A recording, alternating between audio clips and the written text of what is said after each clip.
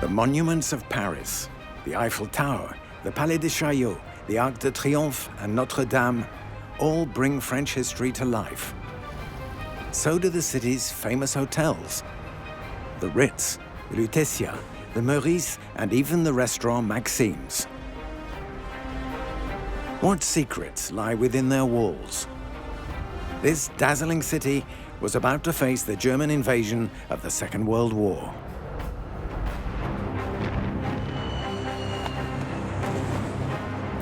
Hitler wanted to crush Paris, but did he really want to destroy it? The city was humiliated. Was the City of Lights overcome by the darkness of Nazism? Did racism and anti-Semitism take over the French capital? The swastika flag reigned over the city. How did the people of Paris fight back? The problem with the resistance in 1940 was that it didn't exist yet. Did the Paris Opera and the Comédie Française submit to the invaders? The resistance was born out of necessity. After the fall of the greatest monuments, the Palais de Chaillot and Sacré-Cœur, who emerged from the shadows to take up the fight? There are real memories of the resistance in Paris's great cultural institutions. Long overshadowed by the broader story, we will reveal many small, overlooked actions, like when Grand Hotel servers lied to the Germans about the chandelier being about to fall to get them out of the main lobby. And they believed it. We will also examine how the insignificant space, like a school or a bookstore, played a vital role. This bookstore was where secret underground meetings took place. They had us meet in the basement, creating lots of propaganda. Why were these stories concealed? We know about occupied Paris, but what about the Parisian resistance? The entire nation was inspired by these exemplary lives. Men and women joined forces in an attempt to defend their city and country. Paris would become the capital of the resistance. You're about to discover this forgotten story of the Parisian resistance. Under all circumstances, Paris is still Paris.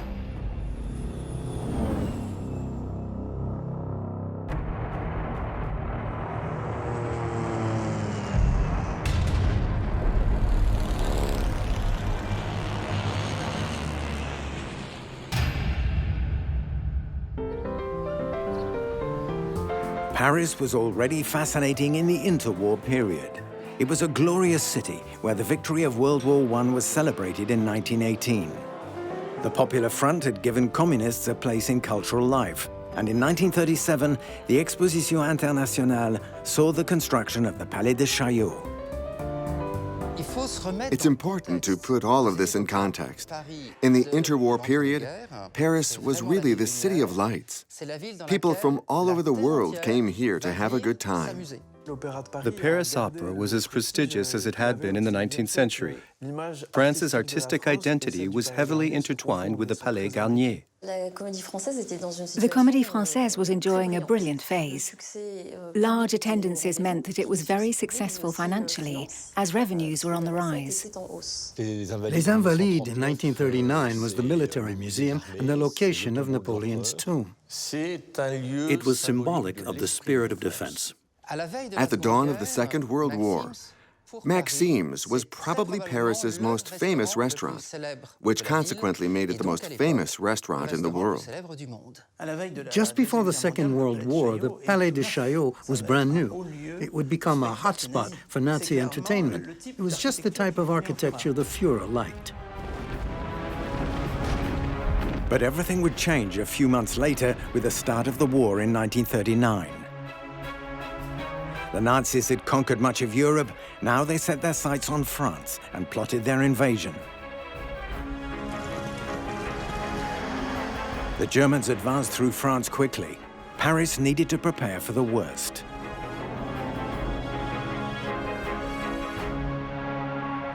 The French army's debacle forced its immediate surrender. It gave Paris to the Germans, and from then on, the city's greatest palaces and monuments belonged to the invaders. The French were not expecting defeat in 1940. France was considered a powerful nation. At that time, the French army was said to be the best army in the world. On June 11th, the capital was a free-for-all as the last children were evacuated. By June 13th, the Germans had spread to the suburbs. On June 14th, when these perfectly well-dressed, strong, and very organized people marched down the street, everyone was simply flabbergasted.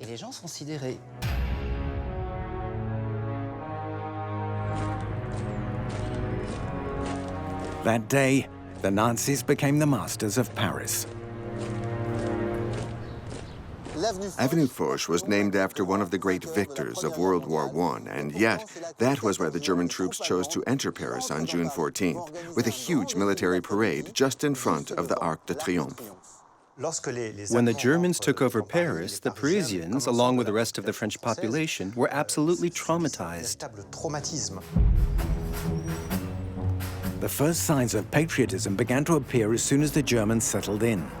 These famous images were taken on June 14th, 1940, the day the Germans marched on Paris.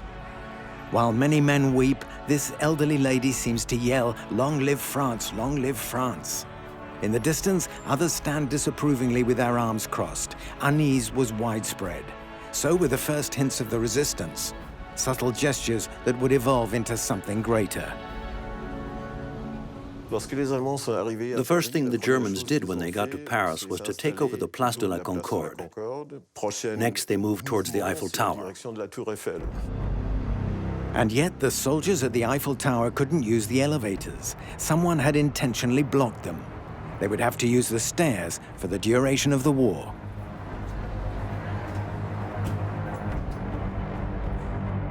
Even so, German flags sprang up throughout the city, proof the occupation had begun. The swastika now hung on the city's most symbolic monuments, the Eiffel Tower, the Grand Palais, the Arc de Triomphe, and the important hotels.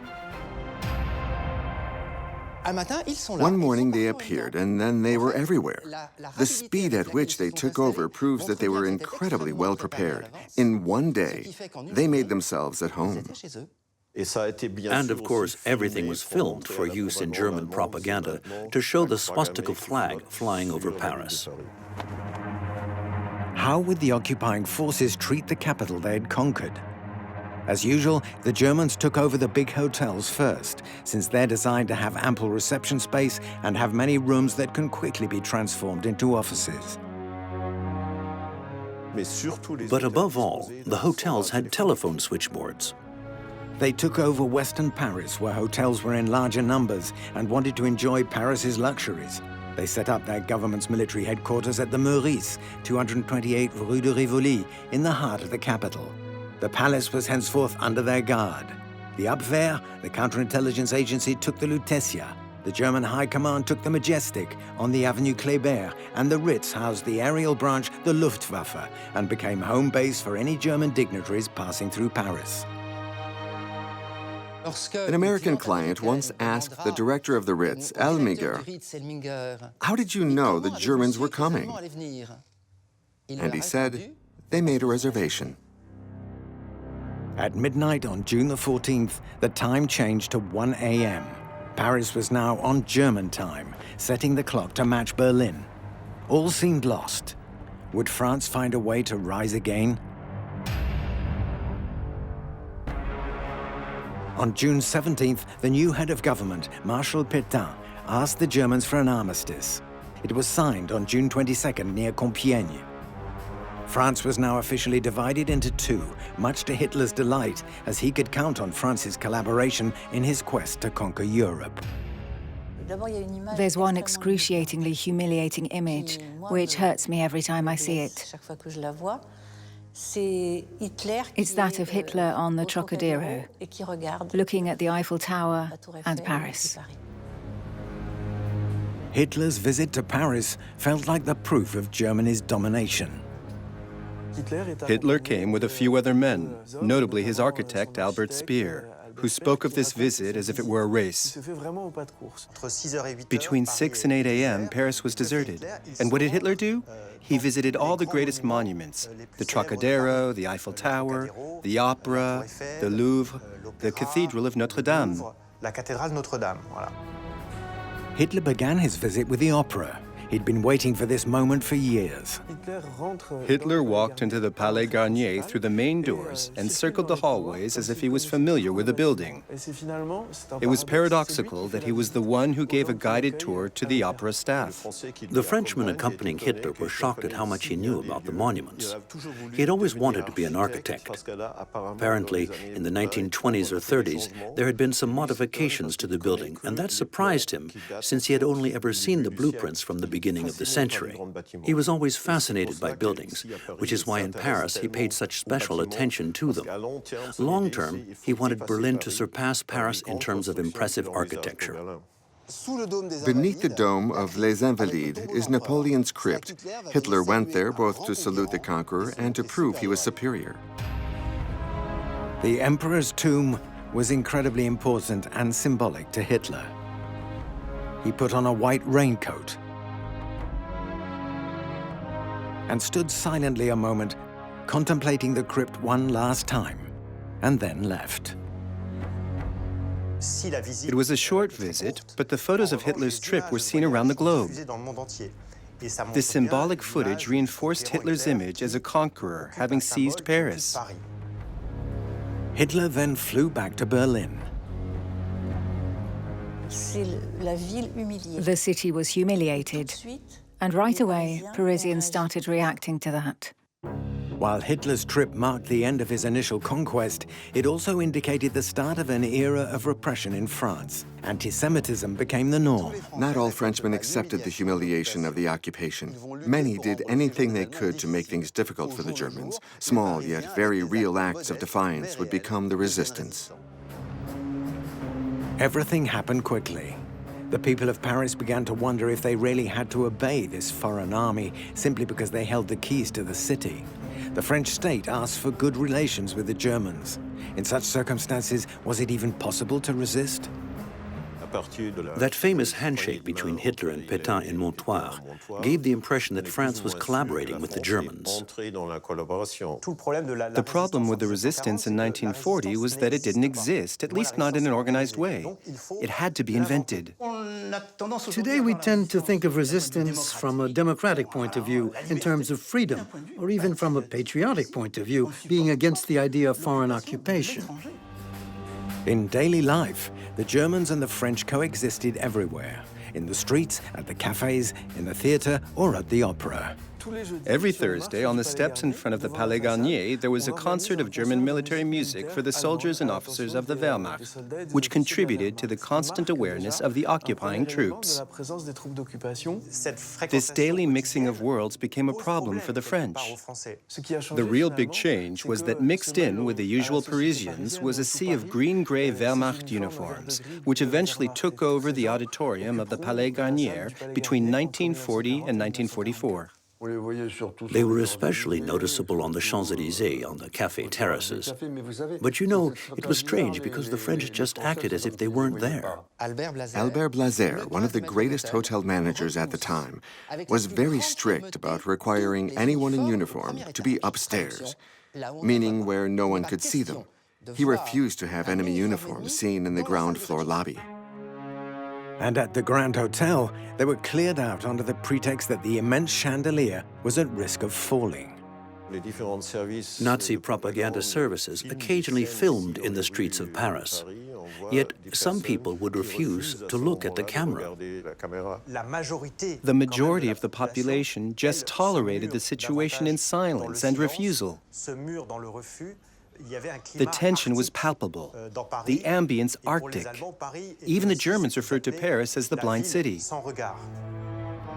Rationing had been in effect since March 1940. Everyday life became increasingly difficult under the occupation. The Germans and the restaurants they frequented, like Maxime's, which was taken over by the Berlin restaurateur Otto Horscher, had special privileges. When Mr. Horscher arrived, he had absolutely no intention of endangering the restaurant, and for a good reason. He knew what the occupiers would want the minute they would arrive in Paris, exactly what everyone else on earth wants, which is to eat at Maxime's. Staying close to the Germans helped make life easier. To resist meant depriving oneself of those advantages, and the first to follow that path were few and far between. Most Frenchmen were torn between submitting, acting indifferent, or keeping their chins held high.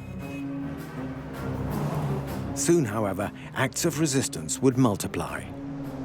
If you're looking for a date it all began, I would say it was July 1940, when Jean Texier covertly published his Advice for the Occupied.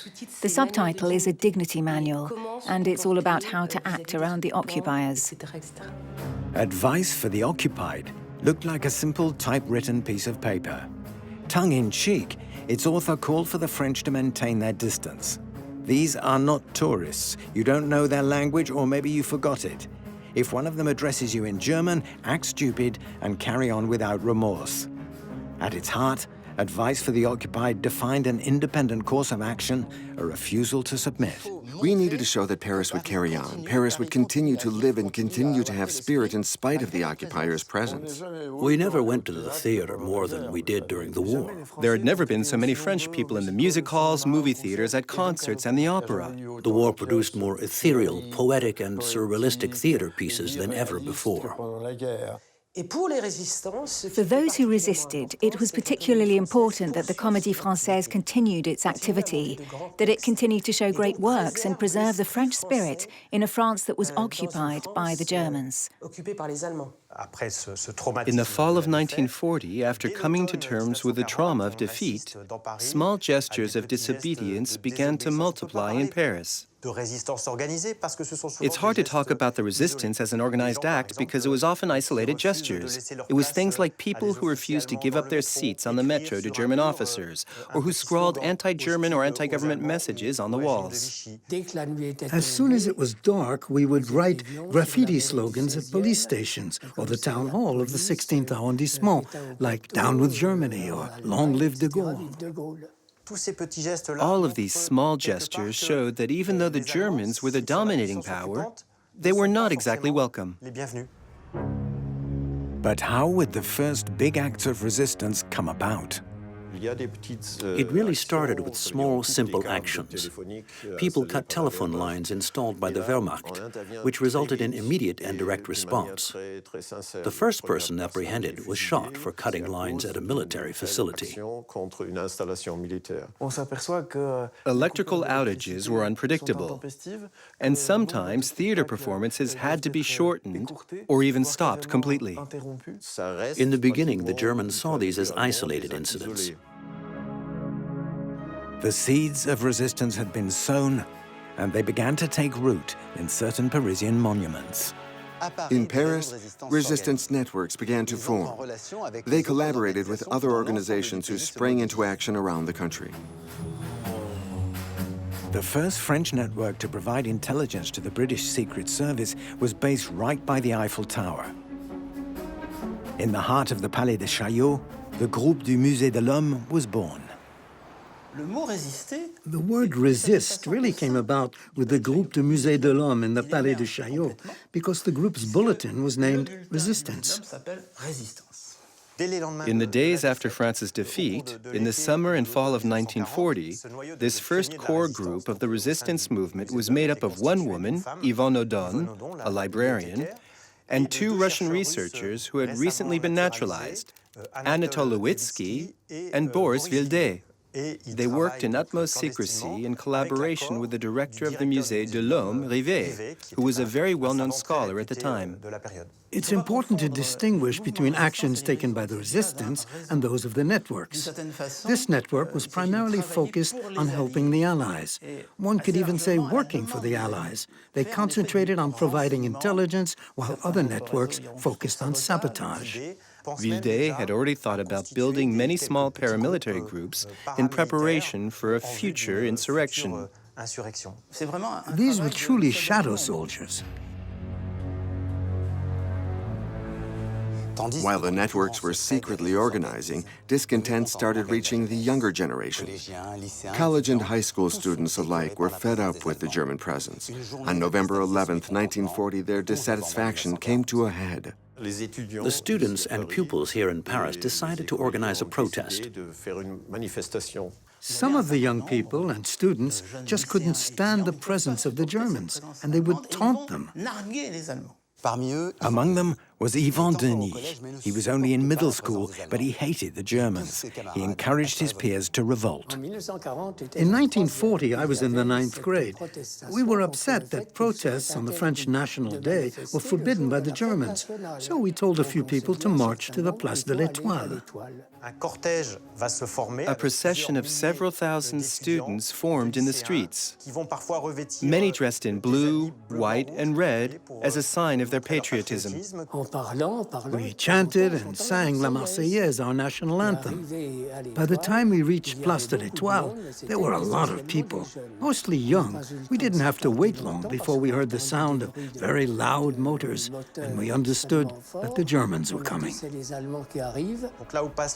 The marching crowd headed in the direction of the tomb of the unknown soldier and passed right by the location where many French collaborators were based. You then had militants from these factions joining the crowd, and fights began to break out. At first, the French police tried to intervene, but they were not powerful enough to get the situation under control. So towards the end of the afternoon, the Germans finally stepped in with brutal repression. It's estimated that they arrested over 100 college and high school students. At the end of the day, we were disappointed because we couldn't protest very long. But we sang La Marseillaise at Place de l'Étoile.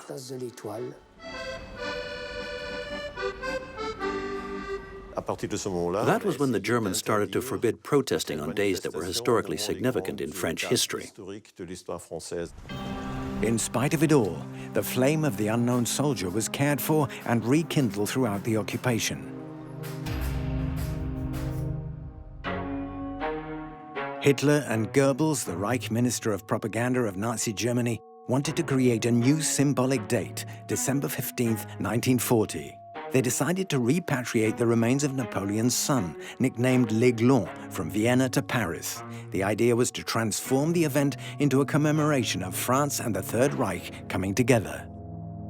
The Germans wanted to use Les Invalides as a symbolic resting place for l'Aiglon's ashes on December 15, 1940, when they would be transferred. Otto Abetz, the German ambassador in France, wanted the occasion to serve as a show of collaboration between the French state and Germany. Beneath the dome of Les Invalides, in the crypt, the Germans had hung large Nazi flags in preparation for the event. An act of resistance was about to surprise them. Many flags had been hung, but the night before the ceremony, every single one of those flags mysteriously vanished. The event was a failure because the people of Paris refused to attend. The population demonstrated their hostility by boycotting the ceremony. Acts of resistance grew increasingly less isolated. The movement was crucial to the country, and it desperately needed more coordination. You had resistance networks forming who were looking for resistors, and you had people who wanted to resist and who were looking for a network. But when everything is done in secrecy, and when anyone can be betrayed by anyone, it takes time to come together. Founded by General de Gaulle, the Order of Liberation was about to help to that very end.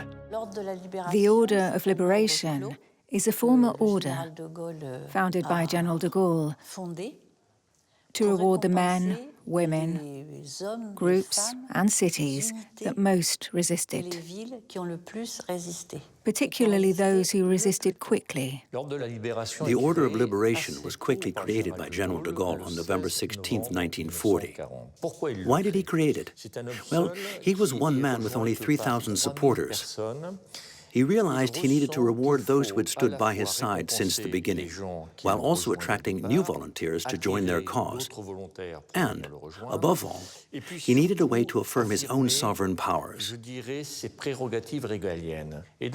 By creating the Order of Liberation, he was essentially challenging Marshal Pétain. It was the Legion of Honor of a free France, and it was a fight for legitimacy. Over 10% of the members of the Order of Liberation were from Paris, which would pay a heavy price for resistance. Among its heroes were Jean Cavaillés from the Confrérie Notre-Dame, Honoré d'Estienne d'Orve, the first martyr of Free France, Jean Moulin and Pierre Brossolette. Honoré d'Estienne d'Orve arrived in France in December 1940 with one mission: build an intelligence network around maritime operations. He came to Paris to find supporters. When he came to Paris, he needed to build connections within the administration and the police force in order to get this information, which was crucial to both the Free France and the British. Betrayed by his radio operator, who was a German spy, d'Estienne d'Orve was arrested in January 1941 and executed by the Germans. Pierre Brossolette, another spearhead of the resistance, also came to Paris. Brossolette was a journalist who was well known for his socialist pacifism before the war. During the war, he quickly became resistant. He couldn't accept the occupation of his country, and he quickly decided to buy a bookstore in the 16th arrondissement. The store's address was 89 Rue de la Pompe, and would serve as the perfect front for organizing resistance meetings. The store made it easy for random people to look like clients. It also had a rotating bookshelf, which allowed them to discreetly hold secret meetings in the back of the store. Paris was a major hub for the dissemination of intelligence. But intelligence was only useful to the Allies if it was transmitted. The Confrérie Notre-Dame was one of the largest resistance networks. It was one of the first and one of the most powerful because it had radio connections with London, so most of the other network's transmissions went through the Confrérie Notre-Dame. It was at the center of it all. One of the problems with the networks was that they were often spontaneously created. But without a contact with London, they were useless. If they had information they couldn't share, there was no point. Here, they could share information through the French state, through Switzerland with the American Secret Service, the OSS, or they could do what everyone else was doing, attempt to contact London through de Gaulle and the Central Bureau of Intelligence and Operations, known as BCRA. Resistance fighters were more than just spies. They also sought to engage the public and build up hope for the people of France. But how could they prove their point without taking too many risks? A symbol drawn over all the walls of Paris would help, the V for victory. The famous V campaign was started by the British and was a call for the French to write Vs all over as a symbol of hope for the Allied victory. Metro tickets were folded into Vs, among other gestures one could use to show one's refusal to accept the German occupation. The German authorities took notice and even tried to take advantage, using Paris's most famous monuments. The Germans installed enormous Vs on the Eiffel Tower and in the Chamber of Deputies, hoping to change the meaning of that symbol. Goebbels was worried, so he put a V on the pediment of the National Assembly with the phrase, "Germany shall be victorious on all fronts." Goebbels' campaign was a failure. To Parisians, the V remained a symbol of the resistance. Patriots everywhere began to mobilize. That's when even actors at the Comédie Française decided to join the resistance. I think there are two key resistance fighters that each served different causes. On one hand, there was Pierre Dux, who was a Gaullist, and then there was Julien Berthaud, who was a communist. As 1941 came to a close, it was Julien Berthaud who asked Pierre Dux to join a movement called the Front National du Théâtre, which was of communist persuasion. And Dux, even though he was a Gaullist, accepted the offer. Together, the two of them were partners who wrote articles for clandestine French publications. They also edited a series of leaflets that were apparently placed in the lockers of the actors and theatre staff. If we were to identify opera locations that were key to the resistance, the main place was certainly the stagehand's locker room at the Palais Garnier. That's where decisions were made and where the typewriter was kept, despite the fact that it was totally forbidden to use things like a typewriter. And that's also where people felt free to speak safely without being overheard. It was here at the Comédie Française that Paul Claudel's The Satin Slipper was created. The play was a success for both German and French audiences. It was directed by Jean-Louis Barrault, and the two lead characters were played by Marie Belle and Madeleine Renaud. The satin slipper was one of the most emblematic creations to come out of the Comédie Française during that period. It was a completely insane idea. The play was so long that just attempting to produce it was a challenge in and of itself. Pierre Barrier was a young playwright and student when he saw the satin slipper at the Comédie Française. He still remembers. They trimmed it down a lot. The original play was 7 hours, but they cut it to 4, which was still very long. Guitry said, "Thank God it's not a double feature." Since the beginning of the war, the theatre's opening hours were moved up so that spectators taking the metro wouldn't miss their train. Considering the Germans were there, it felt like a triumph. Certain lines also had extra importance. For example, "Set the captives free," which clearly resonated with the audience. To fight the resistance and its networks, the Germans increased their police and counterintelligence forces. The Gestapo patrolled every Parisian arrondissement. German law enforcement increased throughout the capital. Hitler's security units were tasked with fighting back against the resistance while also tracking down the Jews. In addition to the Wehrmacht army, there was the Feldgendarmerie, the Secret Service, the political police, the security police, the SS security service, the French Gestapo, and the German Gestapo. It was here between number 80 and 84 on Avenue Foch, just a few steps from the Arc de Triomphe, that the German Gestapo set up headquarters. In the beginning, the French resistance was made up of amateurs, and they were face-to-face with professionals. It was relatively easy for the Germans to infiltrate the various networks that started popping up. It was easy for them to neutralize these networks. Shutting them down was fairly simple to the German forces. The moment Germany went to war with the USSR and ended the German-Soviet pact was a major turning point for the French resistance. June 21, 1941, Hitler attacked the USSR and revived the Communist Party's pre-war anti-fascism. The Communist Party developed an urban guerrilla strategy. The goal was to show the Germans that they were not safe in France. A few dozen combatants prepared for action. Their leader was Pierre Georges, the future Colonel Fabien, a worker who was a longtime activist for the Communist Party. He had fought in the Spanish Civil War and was experienced with weapons and active combat. Pierre Georges was the first to spring into action in August 1941, in Paris's first attack in the Barbès-Rochechouart metro station, where Pierre Georges killed a midshipman. Alphonse Moser was a Marine employee. It was in that moment that his two killers thought they may have actually eliminated someone important. Unfortunately, Marine uniforms were easy to spot, and Moser was not an admiral, he was a simple soldier. That's when Hitler decided to kill 100 of his hostages, which happened at the end of October 1941. The attack on Moser took place near Montmartre and the Sacré-Cœur. From then on, tensions in the streets of Paris rose considerably. A feeling of suspicion was constant among the occupying forces. The first attacks organized in the summer of 1941 did not go over well with the general population because they provoked German retaliation. But as the idea of freedom became increasingly possible, the rumors of Allied forces landing on the French coast, the urban guerrilla strategy suddenly seemed like a good, even justifiable approach. The German repression of young communists played out in one of the most symbolic spaces of the capital, the Palais Bourbon, former headquarters of the Chamber of Deputies. The Germans transformed it into a courthouse where they tried and sentenced 7 communist militants in March. The following month, another trial took place at the Maison de la Chimie.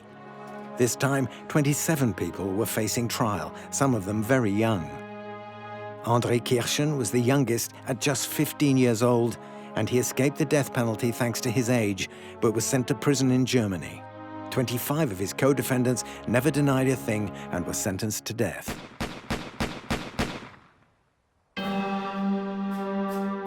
Another event shocked Paris and drove further commitment to the resistance. the roundup and deportation of the Jews at the Veldiv. July the 16th, 1942 was both a major blow and a turning point.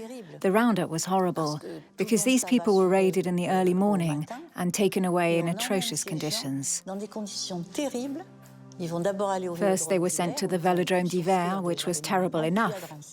Then to the Drancy internment camp.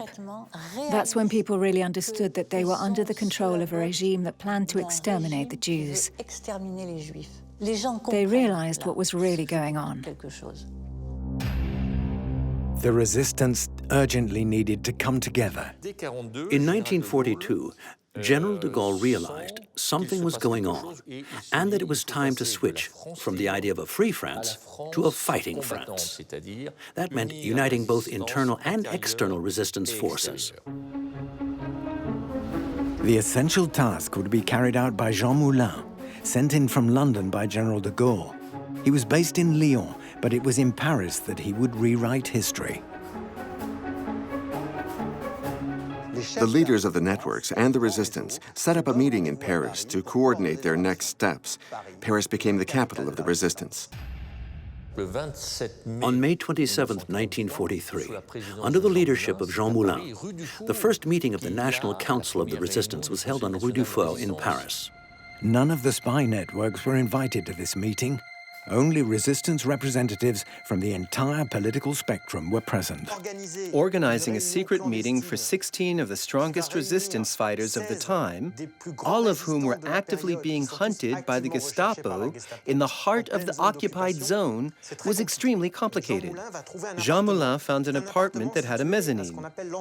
There was a way for one to leave the apartment from the kitchen, which led through an inner courtyard, which would eventually allow people to escape if the people came to search the building. It was also a vast high-end apartment with a dining room that was perfect for organizing a meeting that wouldn't be overheard by any neighbors. The meeting lasted about 2 hours. Jean Moulin left the meeting with a radiant smile because he knew that by the end of it, he'd achieved two key objectives: unite the resistance and ensure all the resistance leaders would recognize General de Gaulle's authority. As of 1943, Paris would become an indispensable part of the resistance movement. These unified resistance networks greatly contributed to saving the lives of English and American pilots that were shot down over French territory. Thanks to the anonymity that Paris provided, they were able to be redirected to other destinations. The great Parisian monuments also played an important role. Les Invalides, a great palace in the center of Paris, is known for its dome that cuts through the city skyline. An essential part of the Parisian resistance would take place here. Les Invalides was run by the French state, which was collaborating with the Germans. Wehrmacht soldiers had been garrisoned there since 1940 and worked as staff. Yet somehow, a group of resistance would find a way to sneak past them. Georges Morin lived here in a small house on the street side of Les Invalides with his wife and his daughter Yvette. He received radio posts and distributed underground media. Starting in 1942, he put a program in place to take in American, British, and Canadian pilots who had been shot down over French territory. He took them into his home, organized counterfeit documents, and arranged safe passage for them to Spain through the resistance, where they would then continue to England or the United States. Mrs. Morin would take them to the roof of the dome where they couldn't be seen by the Germans. They were completely protected there. Some even took advantage of the situation to leave a little graffiti behind as a reminder that they had been there on behalf of France. At the base of the dome at Les Invalides, not far from the Eiffel Tower, American and British airmen walked these rooftops protected by the Morins. When they needed to hide, they used this small door to take shelter beneath the roof. The Morins' adventure would end tragically on June 5, 1944, when they were arrested by the Gestapo at 6 in the morning. They were imprisoned and interrogated. Georges Morin was deported and died in December 1944. His wife and daughter were also deported, but would be freed during the liberation of the camps. More than 130 aviators were saved by Georges Morin, his family, and their network. They were incredibly brave, all the more so because as of 1942, they lived in constant fear of bombings, which destroyed nearby suburbs like Boulogne-Billancourt.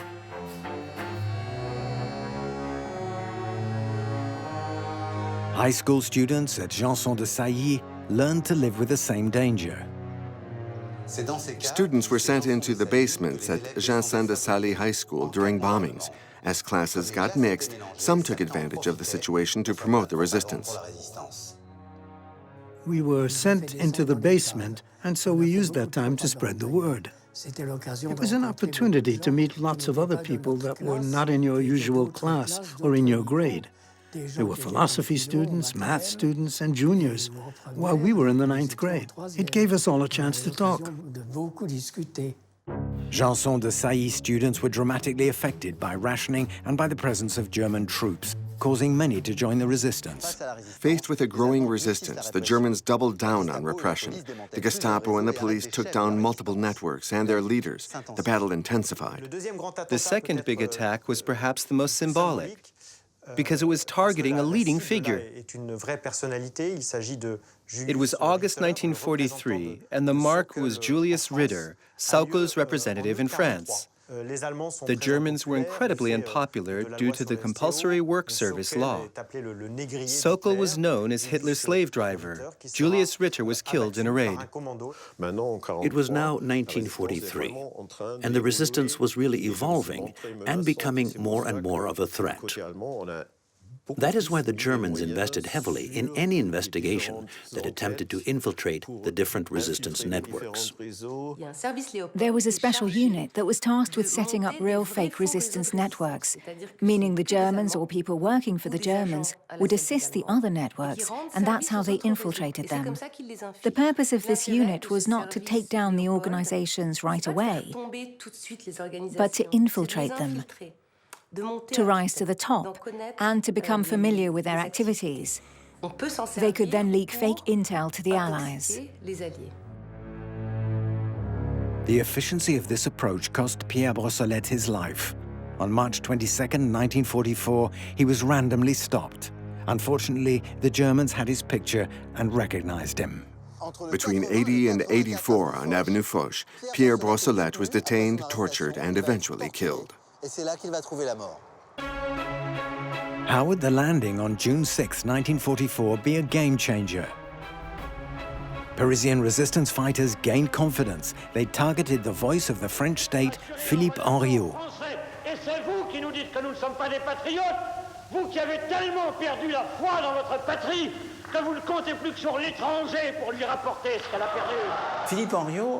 In 1944, Philippe Henriot was Secretary of State for Information and Propaganda. His voice was heard on radios everywhere, and the resistance considered him to be extremely dangerous. They decided to kill him. On June 28, 1944, he was assassinated in his official apartment on Rue de Solferino by a group of resistance fighters. The French state organized a national funeral at City Hall and Notre-Dame de Paris. Tens of thousands of Parisians attended. By using Paris's great monuments for the ceremony, the French state hoped it would go down in history.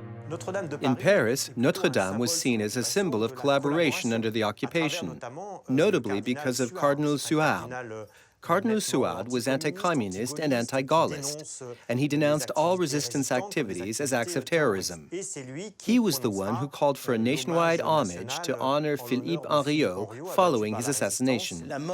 When the great voice of the collaboration was silenced, it signified something for all collaborators. They understood that their time had come, that it was over for them. The resistance swelled with new recruits. How would they be equipped? How could they help bring about liberation? And how could they arrange a massive Parisian uprising?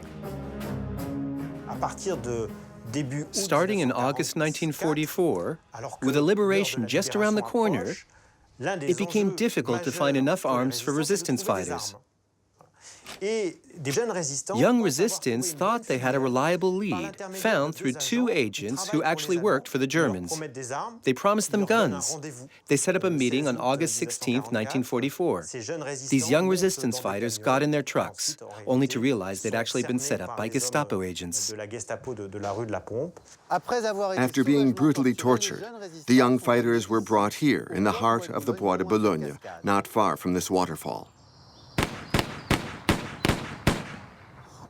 Shots rang out at dawn. They were all shot down, as these bullet holes in this tree can attest. 35 bodies were found. Those young resistance fighters paid with their lives for trying to serve their country. None of them would see the liberation, although the time was near. Despite this massacre, the resistance decided to amplify the armed conflict. The Parisian uprising was proof that the people no longer tolerated the Germans and were ready to help the Allies at any cost. The Paris uprising changed everything. It allowed resistance fighters to emerge from the shadows. Blue, white, and red flags now hung from major monuments. The Paris uprising really began with the railway workers. The railway workers stopped all the trains and everyone went on strike.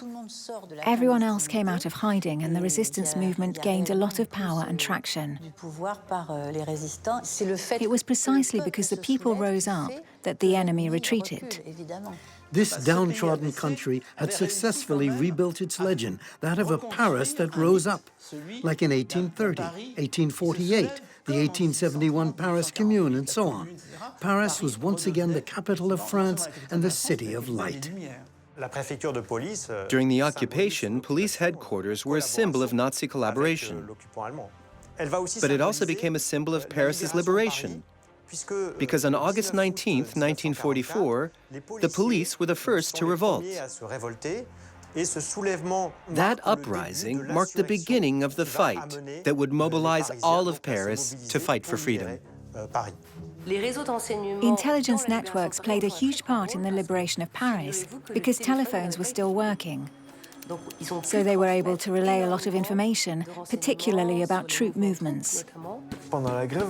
During the rebel strike that last week of August in 1944, calls were regularly made, and we know exactly who made those calls. And when you cross-check those lists with the lists of personnel who are active in the resistance, it's a perfect match. That's how we know that there were drivers, but also musicians who were part of the Sniper Battalion, and other supporters who fought for freedom in Paris's 9th arrondissement. During the liberation, the Comédie Française took on a new role, which would re-establish the prestige of this institution. The Comédie Française primarily contributed to the liberation by acting as an advanced outpost for the Red Cross. It became a makeshift hospital. And we have photos of actors wearing red armbands, acting as improvised nurses to help the wounded, that passed through the Comédie Française before being sent to the Hôtel Dieu de Paris hospital. How would the Germans react in the face of mounting pressure from the Paris uprisings? Could they still hold Paris captive, or would they turn to the scorched earth policy and attempt to destroy the city's greatest monuments?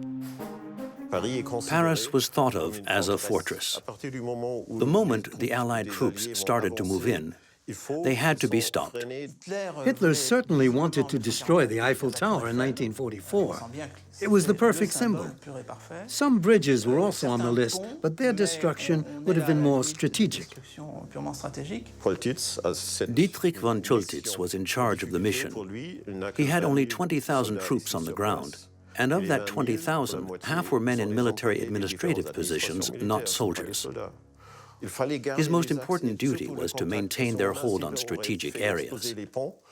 If Hitler had blown up the bridges at that time, he would have sabotaged his own defenses. But he never intended to destroy Notre-Dame or any other buildings. After 1,531 days of domination, the Germans gave up the fight and on August 25th, General Leclerc and the Americans secured von Scholitz's surrender.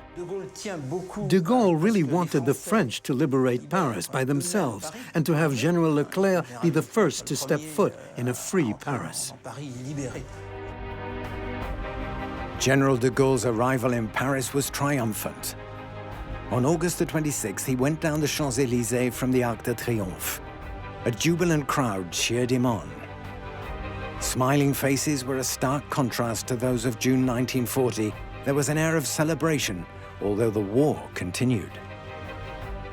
Paris, Paris outragé, Paris brisé, Paris martyrisé, mais Paris libéré, libéré par lui-même, libéré par son peuple avec le concours des armées de la France, avec l'appui et le concours de la France tout entière, c'est-à-dire de la France qui se bat, c'est-à-dire de la seule France, de la vraie France, de la France éternelle. Those words made Paris an allegory for all of France, of a France that fights, of the only France. That is the France de Gaulle wanted the world to remember. A new sort of prestige returned to the capital's monuments. Notre-Dame, once a place of tribute for Henriot, became a place of honor for General de Gaulle. He went there for a Te Deum and sat on the seat of the President of the Republic, especially prepared for the occasion. When he exited, a shooting broke out, but de Gaulle did not falter. He was careful and made sure that Cardinal Suard was not present in the cathedral at that moment. And while there were a few isolated shots, we never found out if it was militiamen or lone German shooters. It became known as the Te Deum under fire. The end of the war was strange, because the Germans left even faster than they came. One morning, they were gone. The liberation also meant settling the score for those who had betrayed France and the Parisian capital. Even the great monuments needed to be cleansed. All the various cultural institutions had a problem. They needed to be cleaned out quickly, in the heat of the moment. When one speaks of collaboration, I would say that all of France collaborated, but that obviously was done in different ways. They couldn't just carry on as if nothing had happened, even though they would have liked to. During the summer of 1944, everyone wished they could treat the entire thing as a parenthesis, and that there were only a handful of traitors. In reality, it went much deeper. It was much more serious than that. Hotel Lutetia was emblematic because that was the place where all the camp survivors were gathered. And for weeks on end, families came to the hotel, desperately hoping to find a lost sister, mother, or brother. That was another powerful moment for Paris. The magic of Paris was back in full force. Although the Eiffel Tower's elevators had not been in service since June 1940, they miraculously started running again. At Maxime's, Monsieur Albert, the maître d', was arrested, but quickly released. And Orcher returned the restaurant to its owners as promised. The motto of Paris, Flutac nec mergitur, she is tossed by the waves but does not sink, is exactly what happened during the German occupation. Paris is the true symbol of the resistance and the liberation, because it's the French capital and its actions that were of capital importance. By occupying Paris and flying the swastika from all of its greatest monuments, Hitler thought he would humiliate France, but he was wrong. Paris was free and had regained its shine after having been the capital of the resistance.